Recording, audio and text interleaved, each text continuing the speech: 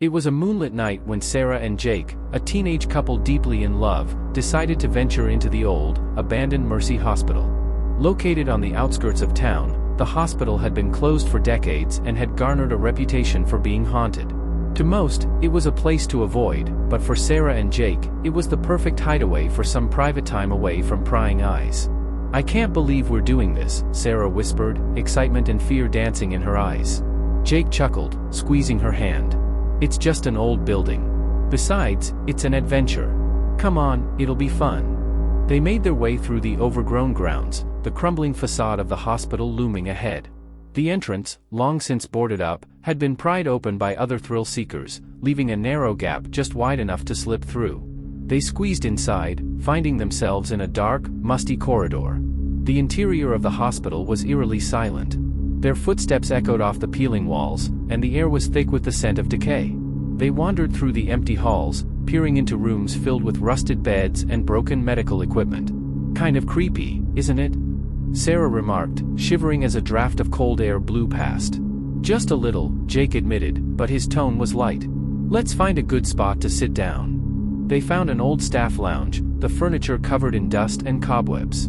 Jake spread out a blanket he had brought, and they settled down, the only light coming from the flashlight on Jake's phone. As they cuddled, Sarah's curiosity got the better of her.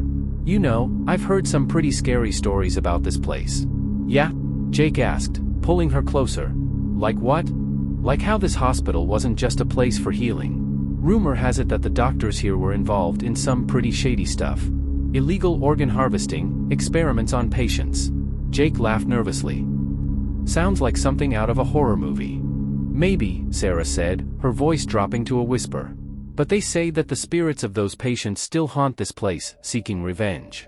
Their conversation was cut short when a faint noise caught their attention, a soft, distant sound, like the creak of a door. They exchanged a glance, their playful mood evaporating. "Did you hear that?" Sarah asked, her voice trembling. "Probably just the wind," Jake said, though he didn't sound convinced. "Or maybe some other kids messing around." Curiosity piqued, they decided to investigate. The noise seemed to come from deeper within the hospital. They followed it down a narrow corridor, their footsteps hesitant. The corridor led to an old maintenance room. Inside, they found a trapdoor partially hidden under a rotting rug. Jake pulled it open, revealing a set of stairs leading down into darkness. "Do you think we should go down there?" Sarah asked, her heart pounding. Jake hesitated but then nodded. "We've come this far. Let's see what's down there." They descended the stairs, the air growing colder and more oppressive with each step. The narrow, spiraling staircase seemed to stretch on forever, the echo of their footsteps amplifying the sense of isolation and foreboding. The walls, lined with old, rusted pipes, seemed to close in on them, the claustrophobic space making it hard to breathe. Jake held the flashlight steady, its weak beam barely piercing the thick darkness. "Stay close," he whispered, feeling Sarah's grip tighten on his arm. At the bottom of the stairs, they found themselves in a narrow, dimly lit tunnel. The walls were covered in grime and the air was thick with the stench of decay and dampness. It was as if the very walls were alive with the echoes of past horrors, the silent screams of forgotten souls. The tunnel seemed to stretch on forever, an unending path into the unknown. As they walked, the shadows danced around them, taking on grotesque shapes that made Sarah's heart pound in her chest. The sound of dripping water echoed through the tunnel, a constant reminder of their isolation. "Jake, are you sure about this?" Sarah whispered, her voice trembling. Jake hesitated, his bravado faltering. "I don't know. But we can't turn back now. Let's just see what's down here." They pressed on, their steps slow and cautious. The tunnel seemed to grow colder with each step, the air heavy with a sense of dread. It was as if the very walls were closing in on them, the oppressive atmosphere suffocating and relentless. Eventually, they came to a heavy metal door, slightly ajar. Pushing it open, they stepped into a large, underground room. The sight that greeted them was horrifying. The room was filled with old medical equipment, much of it stained with dark, dried blood. Rusted gurneys and surgical tables were scattered about, and in the corner, a stack of old, decaying medical records lay piled high. The air was thick with the scent of decay and rot, a sickening reminder of the horrors that had taken place here. "What is this place?" Sarah whispered, her voice shaking. "It looks like some kind of underground operating room," Jake said, his face pale. They began to explore the room, their horror growing with each discovery. Old jars filled with preserved organs lined the shelves, and surgical instruments lay scattered across the tables. It was clear that this place had been used for something terrible. As they sifted through the medical records, they began to piece together the horrifying truth. Mercy Hospital had been a front for a black market organ harvesting operation. Patients, often those without families or anyone to notice their disappearance, had been brought down to this secret operating room. Their organs were removed without consent, leaving them to die in agony. The air grew colder, and a sense of dread filled the room. They heard the faint sound of whispers, growing louder with each passing moment. The shadows seemed to move, coalescing into ghostly figures. The spirits of the patients, their faces twisted in pain and anger, began to appear around them. They reached out with ghostly hands, their eyes filled with rage and sorrow. "Run!" Jake shouted, grabbing Sarah's hand. They turned and fled back down the tunnel, the spirits following close behind. They sprinted up the stairs, their hearts pounding with fear. The spirits' whispers filled their ears, urging them to stop, to join them in eternal torment. They burst out of the trapdoor, slamming it shut behind them. Gasping for breath, they raced through the hospital, desperate to escape. The spirits seemed to be everywhere, their ghostly forms flickering in and out of existence. The hospital itself seemed to come alive, the walls closing in, the floors creaking under their weight. Finally, they reached the entrance and squeezed through the narrow gap, tumbling out into the night. They didn't stop running until they were far from the hospital, the haunted whispers fading into the distance. Sarah and Jake never spoke of that night again, but the memory of what they had seen haunted them. They could still hear the whispers in their dreams, the anguished cries of the spirits trapped in that forsaken underground operating room. The abandoned Mercy Hospital remained standing, a dark reminder of the horrors that had taken place within its walls. And though they never returned, the spirits of those who had suffered there continued to haunt the tunnels below, waiting for the next unwary souls to uncover their tragic secret. Haunted by their experience, Sarah and Jake tried to move on with their lives. But the horrors they had witnessed continued to haunt them. They were plagued by nightmares, the faces of the tormented spirits appearing in their dreams, their anguished cries echoing in their minds. Sarah began to withdraw from her friends and family, her once bright and cheerful demeanor replaced by a haunted look.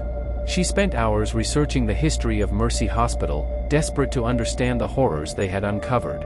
Jake, on the other hand, tried to bury the memory, throwing himself into work and avoiding any mention of the hospital.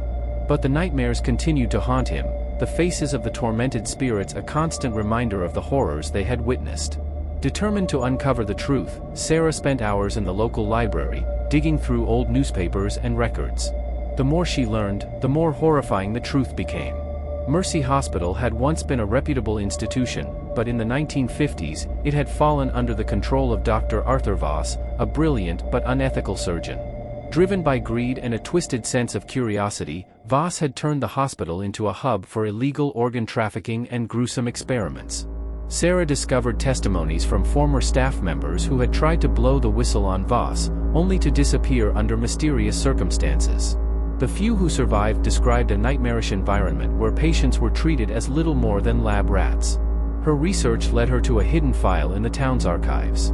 It contained detailed accounts of the horrors that had taken place in the underground operating room. They read about patients being wheeled down to the basement, never to be seen again. The file also contained photographs of the operating room, the same room they had discovered. The images were haunting, the faces of the patients twisted in pain and terror. It was clear that the hospital had been a place of unimaginable suffering. Sarah's research revealed a darker truth about Dr. Voss. He had been obsessed with the idea of immortality and had used the patients at Mercy Hospital as guinea pigs for his twisted experiments. He believed that by harvesting organs from healthy individuals, he could prolong his own life. The experiments had been gruesome and inhumane. Patients were subjected to painful procedures without anesthesia, their organs removed while they were still conscious. Many had died in agony, their spirits trapped in the hospital's underground tunnels. Haunted by the knowledge she had uncovered, Sarah decided to confront Jake. She found him at his apartment, looking haggard and sleep-deprived. "Jake, we need to talk," she said, her voice shaking. Jake looked up, his eyes filled with fear. "I can't do this, Sarah. I can't keep reliving that night." "We have to," Sarah insisted. "We can't just ignore what we saw. Those spirits, they need our help." Jake hesitated, his fear battling with his sense of duty. "What do you want to do?" "We need to go back," Sarah said, her voice firm. We need to find a way to put those spirits to rest. With a sense of dread, Sarah and Jake returned to Mercy Hospital. The building loomed ahead, its crumbling facade a stark reminder of the horrors within. They made their way through the overgrown grounds, their hearts pounding with fear. The entrance was just as they had left it, the narrow gap beckoning them inside. They squeezed through, finding themselves once again in the dark, musty corridor. The air was thick with the scent of decay, and the silence was oppressive. They made their way to the maintenance room, the trapdoor still open.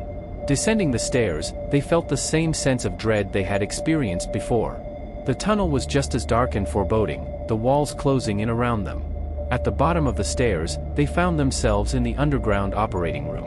The air was thick with the scent of decay, and the room was filled with the same gruesome medical equipment. As they explored the room, they heard the faint sound of whispers. The shadows seemed to move, coalescing into ghostly figures. The spirits of the patients, their faces twisted in pain and anger, began to appear around them. "We need to help them," Sarah whispered, her voice shaking. Jake nodded, his fear giving way to determination. "What do we do?" "We need to find a way to put them to rest," Sarah said, her voice firm. "We need to find out what they want." Sarah had researched various methods for putting restless spirits to rest. She had brought a small box of supplies, including candles, incense, and a book of rituals. They set up the candles around the room, their flickering light casting eerie shadows on the walls. The incense filled the air with a sweet, pungent scent, and Sarah began to recite the ritual from the book. The spirits seemed to grow more agitated, their whispers growing louder. But as Sarah continued the ritual, they began to calm, their ghostly forms flickering and fading. As the ritual continued, the spirits began to speak. They told Sarah and Jake about the horrors they had endured at the hands of Dr. Voss. They spoke of the pain and suffering, the inhumane experiments, and the agony of having their organs removed while they were still alive. They revealed that their spirits were trapped in the hospital, unable to move on until they received justice for the horrors they had endured. They needed someone to expose the truth about Dr. Voss and the illegal organ trafficking operation. Sarah and Jake knew what they had to do. They needed to expose the truth about Mercy Hospital and the horrors that had taken place within its walls. They needed to bring Dr. Voss and his accomplices to justice. But it wouldn't be easy. The hospital had been closed for decades, and many of the people involved were long gone. But Sarah and Jake were determined to find a way. Sarah and Jake spent the next few weeks investigating the history of Mercy Hospital. They interviewed former staff members, dug through old records, and gathered evidence of the illegal organ trafficking operation. They discovered that Dr. Voss had died under mysterious circumstances, but many of his accomplices were still alive. They tracked down former nurses, doctors, and administrators, piecing together the truth about the horrors that had taken place in the underground operating room.